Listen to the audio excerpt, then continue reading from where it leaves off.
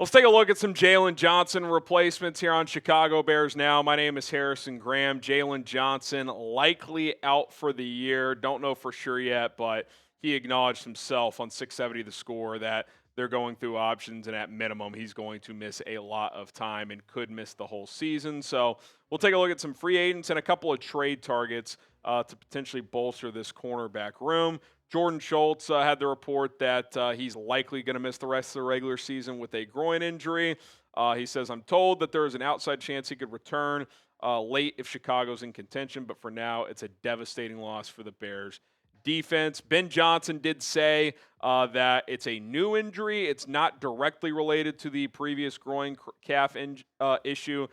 Says the team is still gathering information. Jaylon kind of added on top of that. It's kind of a different spot in a similar area of where the first injury took place. And so the whole area basically needs to be repaired now. So sounds like he's having surgery, and it's a long shot for him to play again this season. Now, right now, obviously, you got to look internal, and Tyreek Stevenson and Nashawn Wright are going to be the two players likely playing at outside corner. Tyreek Stevenson has not played well this year. Nashawn Wright has been up and down, had a pick six in week one, did not play as well in week two. You've got Nick McLeod, who's more of a nickel but can play some outside. You brought back Jaylon Jones, who's more of a special teamer, but you could try him. And then Josh Blackwell's kind of a nickel only as a special teams player first.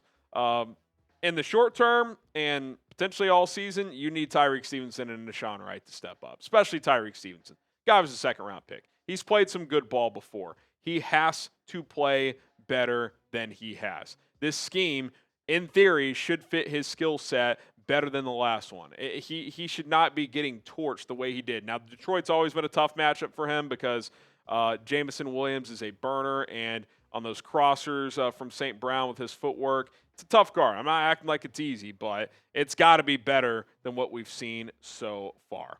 Okay, we'll look at some external options here in just a second, but the Bears do play the Cowboys here in Week 3 as Matt Eberflus makes his return to Soldier Field.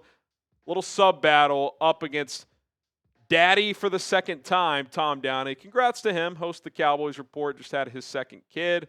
So let's take them down. Tom's out of the office, and rightfully so.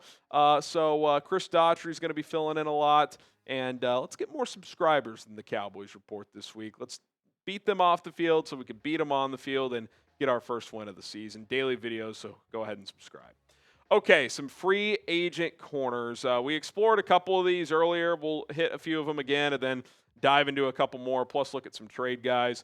Stephon Gilmore, who played with the Vikings last season, did some okay things down the stretch. Kind of felt like a 34-year-old corner, which is what he was. Now he's 35.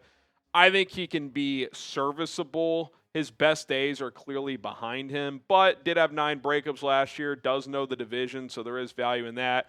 Would he want to sign up for being a Chicago Bear at 35 years old? I don't know the answer, but he is an option who has had some success in recent years. Kendall Fuller with the Dolphins, I'd put him in a similar category. He's not as old. His best days are likely behind him, but he's still a player who can be, a serviceable CB2 type. He's got 42 breakups over the past 4 years. Did miss some time with an injury last year, but it was kind of a surprise cut when Miami did cut him loose, and I'm actually pretty shocked that he has not landed with the team up to this point. Maybe the Bears give him a call. Asante Samuel Jr., who spent the first 4 years of his career with the Chargers, if you notice here, did only play in 4 games last year. That's because he was dealing with a neck and a shoulder issue, so much that he had to have a neck procedure in April. There was a checkup in July. He was not cleared. And then the latest that we have heard on Asante Samuel Jr. was in late August when Jeremy Fowler said that he is scheduled to undergo a CT scan in October to ensure successful spinal fusion. At that point, he will look to sign with the team for the second half of the year. Several teams have kept in touch. So if the Bears are interested, he can't help them in the short term. I mean, at earliest, you're talking after the bye week, which would be week 6. You got 2 games before then, and even then, you're probably looking more at like week 7, week 8, week 9, week 10. If you're trying to make a move to help your secondary now, I don't think Asante Samuel is the answer to those problems.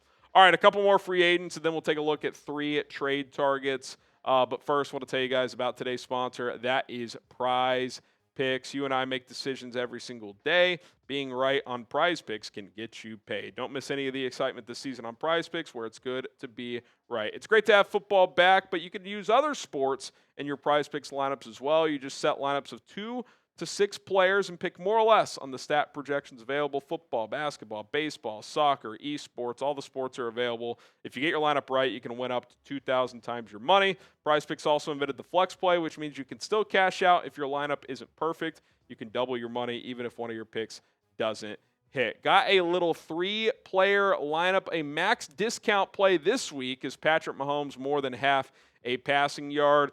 So I took that, obviously. I also threw Caleb Williams more than 218.5 passing yards. The Cowboys secondary really struggled last week against Russell Wilson. Then I took more on Dak Prescott's 250.5 passing yards. Big number, but with Jaylon Johnson now, we're talking about this secondary. I think Dak's going to have a big game.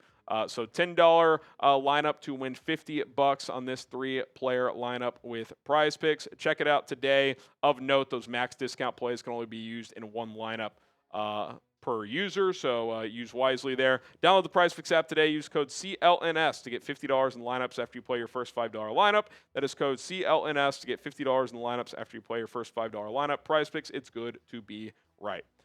Okay, James Bradberry is another notable name. Now, he did not play at all last season. He suffered a foot injury in camp, and then later it was kind of labeled as some kind of an Achilles injury. I don't think he tore it, but he was already struggling. Remember in 2023, he had a really bad year. Last year, Philly was actually getting him some reps at safety in training camp before they ultimately moved on. So I don't really know how viable he is. He was kind of being used more as a nickel later in his career too, so that's probably not the right fit, especially given the injuries he's come off of here. And then another guy who's been banged up, but last played in the NFC North with Detroit in 2024 last year, only played in a couple of games.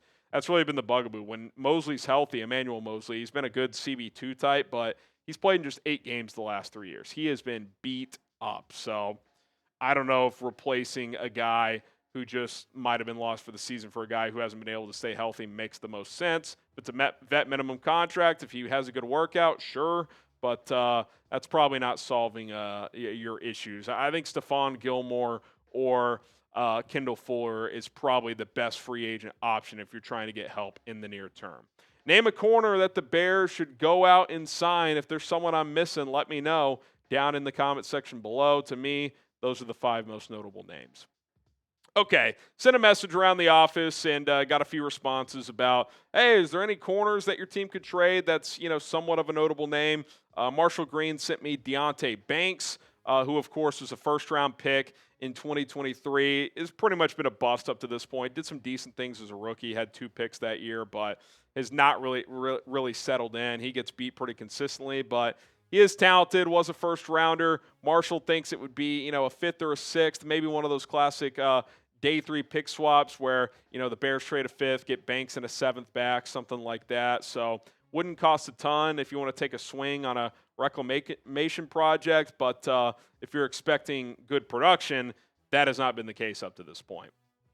Okay, Kelee Ringo, who I liked coming out of Georgia, fell to the 4th round. I can't remember why exactly. I think he had a weird pre-draft process, but he had a chance to earn a starting job in camp this year opposite of Quinyon Mitchell. That CB2 spot still kind of in flux in Philadelphia, but couldn't win a job. He really struggled in the preseason, so he's a backup right now on the Eagles roster. I mean, again, you're probably looking at like a 6th for a 7th swap here. I don't think it would cost much at all. But on the same side, like, is he an upgrade over Nashawn Wright or Tyreek Stevenson?